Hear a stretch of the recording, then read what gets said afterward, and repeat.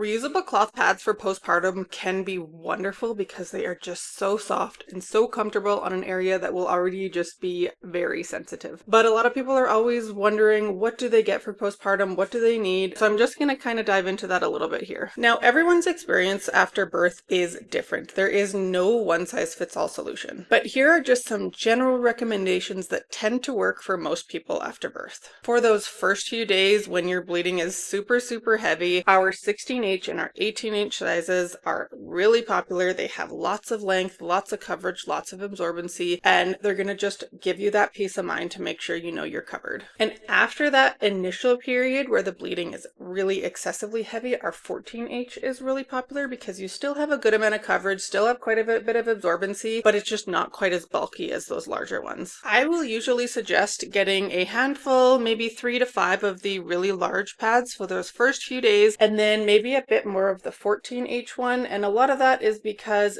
these larger pads can be more expensive, and you don't want to, dive into getting a huge collection of them that you may only use for that few days or that first week, and then they'll just sit if they're not a size that you would use on your regular period. But for most people, a 14H is a size that they would use on their period, at least at nighttime or a really heavy flow day. So it's a good option to bulk up your postpartum stash with. Now, most importantly, please remember that this is a very short window of time and your focus should be on healing and taking care of that new baby, not stressing about having the perfect cloth pad stash. If you wind up needing to use a few disposable pads here and there, that's totally okay.